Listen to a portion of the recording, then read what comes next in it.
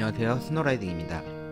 오늘은 전 국민이 기대하고 계시는 대형 공모주 SK바이오사이언스에 대해 말씀드리겠습니다. 일정상으로 SK바이오사이언스는 이번 주 화요일, 수요일에 청약을 하고 금요일에 환불을 받고 다음 주 목요일인 3월 18일에 상장을 하게 됩니다. 오늘의 이야기 순서는 이번 공모를 분석하고 청약을 시뮬레이션해서 청약 전략을 말씀드리도록 하겠습니다.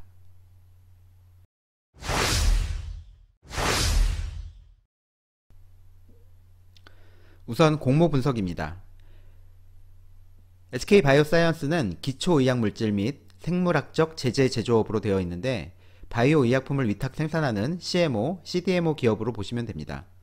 회사는 판교에 위치하고 있습니다.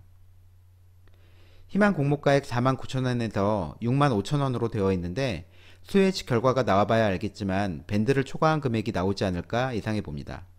뒤에 나오겠지만 이번 자료에서는 저는 7만원으로 예상해서 시뮬레이션 했습니다. 주관사는 NH투자증권이 대표 주관사로 총 6개 증권사가 인수회사로 참여합니다.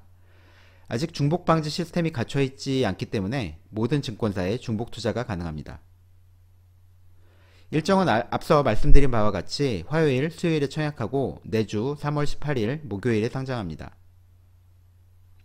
장외 시세는 참고만 해야 할 사항이지만 3월 5일 기준으로 19만원 정도로 보입니다. 매출 유형은 제품이 64%, 상품이 31%로 대부분을 차지합니다. 제품은 아마 직접 생산하는 것일 테고요. 상품은 다른 회사의 제품을 재판매하는 것으로 구분한 것 같습니다. 대부분의 제품 매출은 독감 백신인 스카이셀플루와 대상포진 백신 스카이조스터로부터 발생합니다. 전세계 백신 시장 전망을 긍정적으로 보고 있는데 특히 독감 백신과 대상포진 백신 시장 전망이 밝다는 것을 강조하고 있습니다. CAGR이 11% 이상입니다. 스카이셀플루와 스카이조스터는 국내 백신 시장에서 점유율이 매우 높고 성장률도 좋습니다. 스카이셀플루는 세포배양 독감 백신으로는 세계 최초로 상용화에 성공했다고 합니다. 스카이조스터는 국내에선 처음이고 세계에서 두 번째로 상용화에 성공한 대상포진 백신이라고 합니다. 하지만 대상포진 백신의 글로벌 시장의 경우 미국의 싱글릭스라는 회사가 시장의 94.4%를 점유하는 막대한 점유율을 보이고 있습니다. 해외에서 성과를 내기 어려운 이유가 여기 있었네요. SK바이오사이언스가 이번 공모를 추진하고 그리고 이렇게 많이 회자되는 이유는 당연히 코로나19 때문입니다.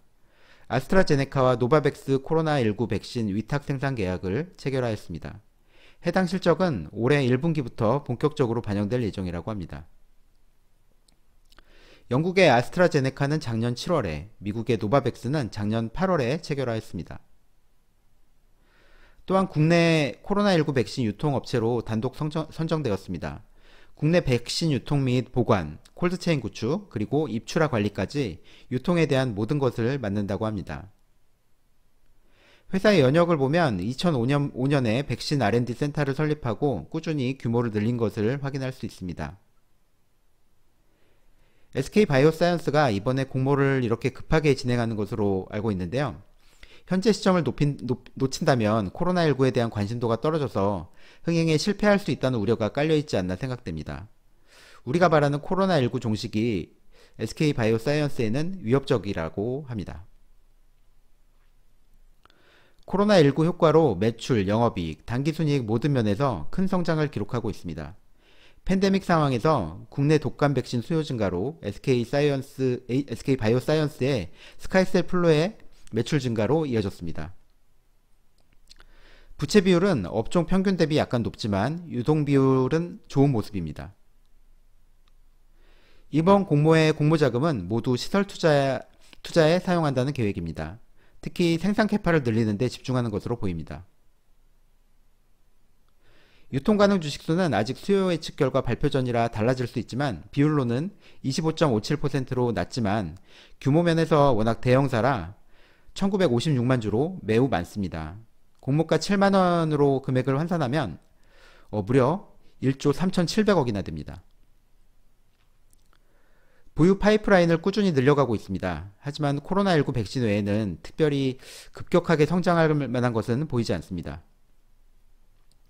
공모가는 EV 캐패시티 방식으로 평가를 하고 있습니다. 이 방식은 바이오 기업, 특히 CMO, CDMO 회사를 가치를 평가할 때 사용하는 방식으로 간단히 말하면 생산 능력을 얼마나 보유하고 있느냐로 가치를 평가한다는 것입니다. 비교 기업은 스위스의 론자, 우리나라의 삼성바이오로직스, 중국의 우시바이오로직스를 가져왔는데요. 스위스의 론자는 바이오 기업을 언급할 때 삼성바이오로직스만큼 언급되는 CDMO 탑티어라고 할 수 있습니다. 생산 능력당 기업 가치를 산정했을 때 론자는 1.28배, 삼성바이오로직스는 1.45배, 우시바이오로직스는 5.2배로 나옵니다. 이를 평균해서 2.64배로 정했다고 합니다. 이를 SK바이오사이언스의 생산 능력에 적용해서 주당 평균 가액은 82,000원으로 산정하였습니다. 여기서 드는 생각은 우씨가 아웃라이어라서 과연 우씨를 넣고 적용해도 될까라는 의문이 생기게 됩니다. 여기서 회사는 SK바이오사이언스의 성장 속도는 삼성바이오로직스나 론자보다는 우시바이오로직스에 가깝다는 설명입니다. 따라서 보수적으로 삼성바이오로직스 기준으로 상대 가치를 산출하면 주가는 45,000원, 회사가 이야기한 대로 긍정적으로 우시바이오로직스 기준으로 상대 가치를 산정하면 16만 2천원입니다. 우시바이오로직스가 아웃라이어이기에 우리나라의 CDMO 대표기업 셀트리온까지 넣어봤습니다. 셀트리온은 삼성바이오로직스보다는 못하지만 세계적인 생산능력 경쟁력을 갖고 있습니다. 삼성바이오로직스와 셀트리온의 PER을 더해서 나누면 139.46배입니다. 그렇게 했을 때 적정 공모가는 56,000원 정도입니다. 셀트리온만 기준으로 잡았을 때는 더 낮아질 수 있다는 것이 걱정을 하게 만드는 요인입니다. 이렇게 보면 공모가가 매우 비싸다는 생각이 듭니다.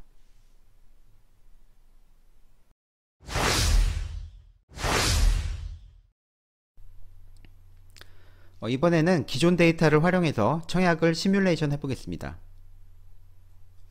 증권신고서에 의하면 근본 배정 방식은 일반 청약자 배정 물량 중 2분의 1 이상을 일반 청약자 인원수로 나눈 몫을 청약자 전원에게 동일하게 균등하게 배정하고 균등 배정분을 제외한 수량을 비례 배정한다고 명시되어 있습니다. 이렇게 되면 균등 배정 수량에 따라 비례 배정 수량은 적어질 수 있게 됩니다.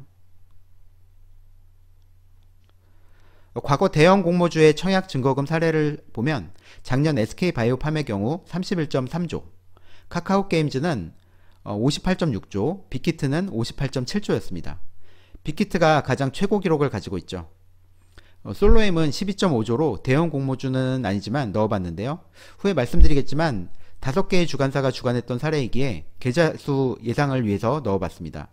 최근 분위기상으로는 빅히트를 넘어서는 최고 증거금 기록이 다시 세워지지 않을까 생각합니다. 청약 계좌수로는 카카오게임즈가 단연 역대 1위였습니다. 42만 계좌였습니다.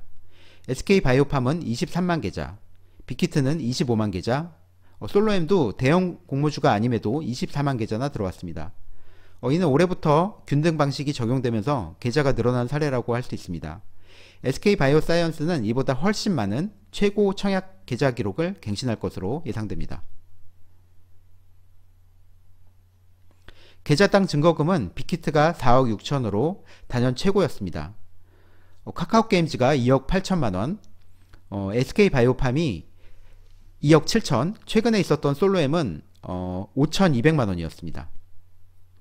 균등 방식 이후에는 계좌는 증가하지만 청약 증거금까지 함께 증가하긴 어렵지 않나 생각해 봅니다.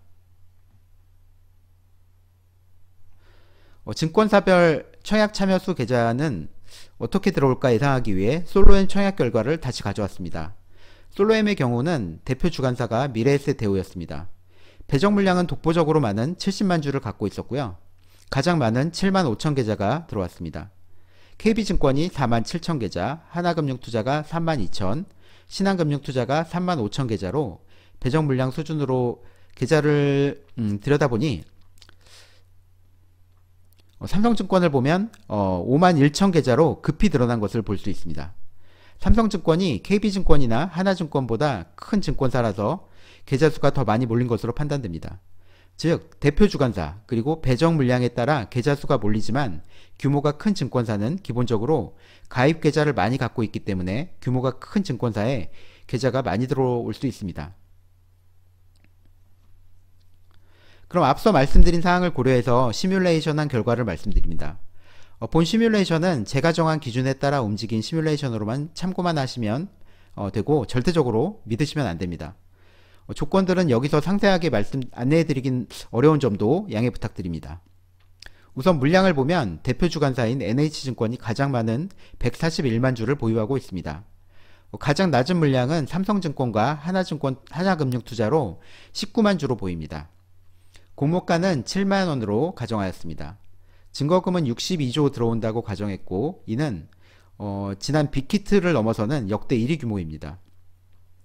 참여 계좌 수는 대표 증권사인 NH투자증권에 20만 계좌가 들어온다고 기준을 잡고 가정하였습니다.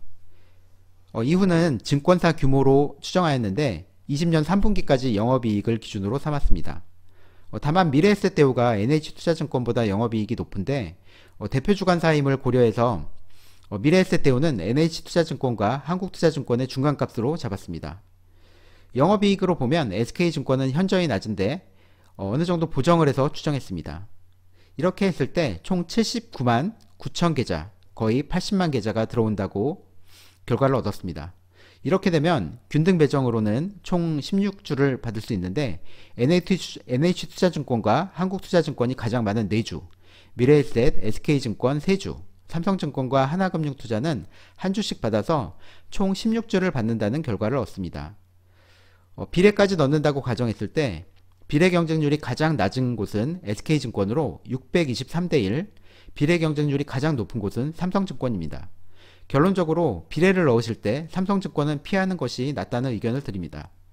SK증권이 가장 좋은 결과로 나왔는데 물량면에서 다소 낮기 때문에 혹시 잘못된 결과가 나올 수 있기 때문에 실제 실행에는 강하게 추천드리기는 어렵습니다.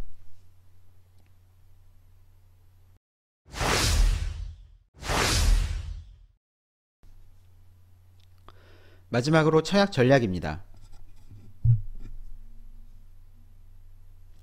공모를 분석하면 코로나 백신 관심도가 최고조에 이른 부분, 우시바이오로직스 사례로 보면 공모가가 상승 가능성이 충분히 있다는 점, 장외가가 19만원이라는 점이 투자의 긍정적인 면입니다.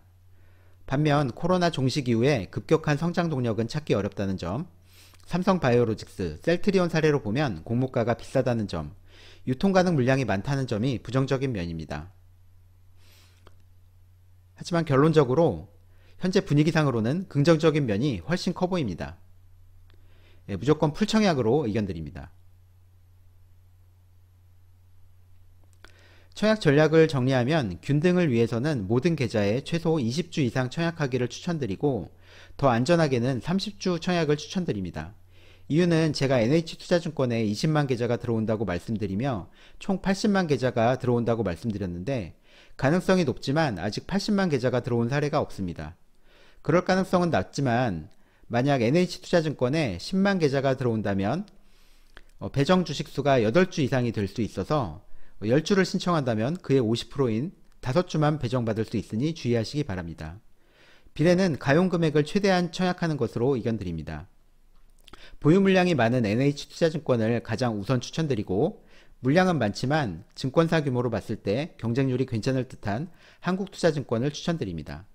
그리고 제 시뮬레이션상 가장 낮은 비례 경쟁률을 보일 것으로 예상되는 SK증권은 변수가 많아서 추천드리지 않지만 모험을 즐기시는 분이라면 한번 도전해 볼만 하다고 생각됩니다.